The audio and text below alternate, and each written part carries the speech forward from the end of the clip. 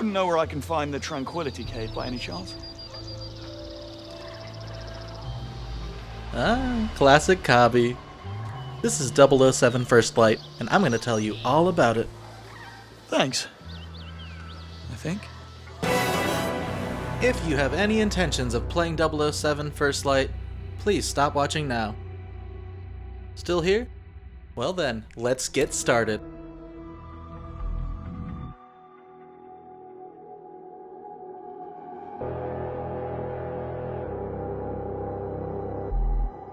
Helicopters fly in formation toward a remote island off the coast of Iceland. Aboard are British SAS troopers, and among them, air crewman James Bond, seated beside the helicopter's sliding door. Radio chatter reveals they are responding to a sudden loss in communication with a team of scientists and engineers who've recently recovered a crashed satellite. What Bond doesn't know is that a state-of-the-art missile is hurling toward them, courtesy of Arrowhead, a syndicate of mercenaries hired to extract the satellite's revolutionary technology. Prior to Bond's deployment, Arrowhead seized control of the island, killing anyone who stood in their way. With almost no warning, the incoming missile forces the pilot into evasive action. In a flash, the helicopter is blown out of the sky, leaving Bond unconscious beneath the waves. Against all odds, Bond regains consciousness, swims ashore, and radios in. As the sole survivor of the attack, MI6, the United Kingdom's Foreign Intelligence Service, intercepts his transmission. Agreeing to follow their lead, Bond infiltrates a heavily guarded research camp, rescues the surviving scientists and engineers, then holds Arrowhead at bay with a bold threat to destroy the technology they came for. When called on his bluff, Bond detonates the explosives, causing a massive blast that engulfs the island, derailing Arrowhead's plans and allowing the scientists to escape. Despite defying several of MI6's orders, Bond's initiative and quick thinking actually earn him an invitation into the revived 00 program. The catch? Bond is joining the program months behind the other recruits. With only 6 00 designations available, he'll have to prove he belongs among the best. Bond's story continues at a coastal training ground in Malta, where he and his fellow recruits train alongside the SAS under the direction of former 00 agent John Greenway, a strict MI6 training instructor with little patience for intolerance or excuses. Over the next several months, James hones his skills through obstacle courses, firearms training, hand-to-hand combat, driving exercises, stealth drills, and simulated field operations. By the end of their training, he and his fellow recruits earn their place within MI6, bringing them one step closer to earning 00 status. Following his first assignment at a London nightclub, Bond heads to Slovakia, where the Grand Carpathian Hotel is hosting an international chess tournament. Why? Because MI6 intelligence suggests an elusive 00 agent gone rogue will be there.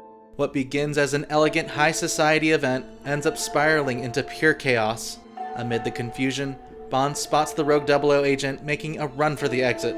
In hot pursuit, he and a mysterious woman floor it through the countryside as the fugitive races toward a nearby cargo plane. Before it takes off, James climbs atop the aircraft and single-handedly subdues the mercenaries on its wings. The plane begins its ascent as he slips through an open hatch. Before hypoxia sets in, Bond plants a tracking device and enters freefall. Desperate for a safe landing, James dive bombs a brute with a chute mid-air. Knocking him out, Bond pulls the ripcord and hilariously hitches a ride back down with his unconscious body. With the help of MI6's Thea, an advanced AI supercomputer capable of analyzing millions of possibilities to generate highly accurate predictions, Bond learns the rogue 00 agent's whereabouts. James and Agent Greenway head to Aleph to pick up the trail, embarking on a globetrotting mission to uncover the truth behind the explosive events in Slovakia.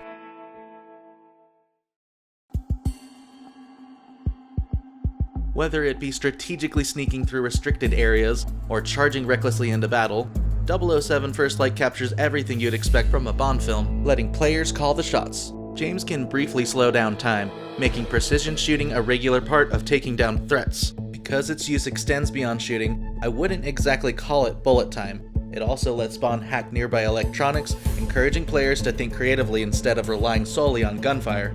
Hand-to-hand combat is especially fun thanks to combos, finishing blows, grappling, throwing, and my personal favorite, nudging enemies off a cliff. With a wide selection of firearms at your disposal, gunplay is satisfying. However, access to guns is restricted until you're given a license to kill.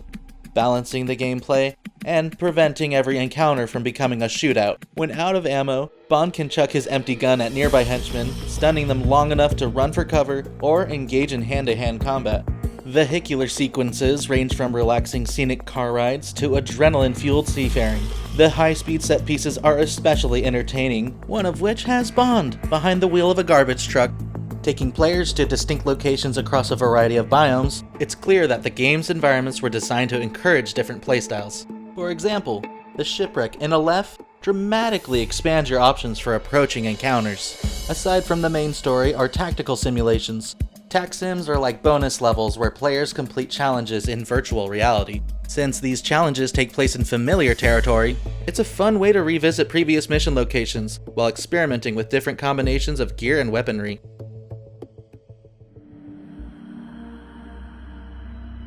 As a modern and entirely original entry, First Light not only had to meet today's gaming standards, but also stay true to the spirit of James Bond. Thankfully, it does exactly that, introducing high-tech gadgets and oddly satisfying spy tactics that feel fresh while remaining unmistakably 007. With familiar names like Q at MI6, James has access to gear designed by some of the agency's brightest minds. The first is a wristwatch, fitted with a powerful laser. Before heading out, Q lets players personalize it by choosing the strap color, a subtle detail that feels authentically James Bond. Apart from looking like $1,000,000, the watch can melt locks or temporarily blind someone, letting you slip past security or take down deadly forces. Gadgets are limited to 1 or 2 uses before running out of juice. Rather than relying on a traditional cooldown, players must recharge his gadget's batteries by siphoning power from nearby electronic devices, making every use feel more deliberate. Among Bond's growing collection of spy gear are inconspicuous everyday items, sending concussive shockwaves or firing nausea-inducing darts at key personnel, allowing James a chance to pick their pockets. Putting on disguises is a fun strategy, but can take some time to acquire depending on the level. Some are practically within arm's reach, while others require a bit of eavesdropping before learning their location. When James is told to leave, players choose his response, bluffing Q's Bond to cleverly convince others he belongs there, while faking a surrender lures them in for an easy takedown. Because Bond can only talk his way out of trouble a handful of times, I would use this tactic sparingly.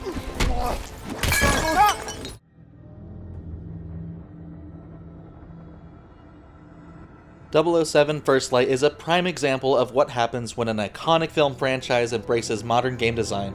James's journey from aircrewman to MI6 agent had me hooked, elevated by a fantastic lead performance and an equally impressive supporting cast. Shout out to Lenny Kravitz! Gameplay was fun and freeing, letting me approach missions my way. Each one struck a perfect balance between tactical intelligence gathering and top-tier 00 action. Following my dream of becoming a genetically gifted spy, I fell victim to a few awkward moments, some of which left cracks in the illusion the developers had so painstakingly crafted. For starters, character animations falter in some of the goofiest ways. Most hiccups are minor, but after seeing as many as I did, it wouldn't feel right letting it slide.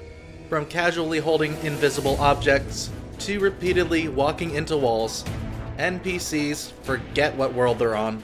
Unfortunately, James isn't immune either.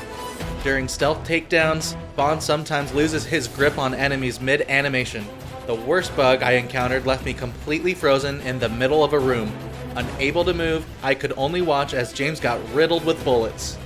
A few moments were so goofy, I couldn't help but laugh. Like watching an NPC stroll off the edge of a ship into the ocean, only to pop right back onto the deck a second later. Aside from wonky animations, boss fights were a bit of a disappointment as well. Each one deliberately puts Bond at a disadvantage, which isn't the problem, it's how they go about it. After spending the rest of the game encouraging creativity and player freedom, the boss fights suddenly narrow your options. Most of them force you to rely on gadgets and hand-to-hand combat, and even when the game hands you a firearm, it's against an enemy whose armor makes it practically useless. I get they were trying to recreate those classic Bond moments where James is pushed to his limits and forced to think on his feet, but with every boss encounter following this formula, beating bosses was less about challenge and more about puzzling out the 1 or 2 ways they're meant to be defeated. Instead of expanding on the game's flexible nature, they trade player freedom for a battle of wits and a dance with death. Though it has its weaknesses, 007 First Light is a thrill ride that puts players in the shoes of a cheeky, younger 007, laying a strong foundation for the new James Bond. If single-player espionage is your thing, get to playing. Until next time, this was von.der.boi Plays. Thanks for watching.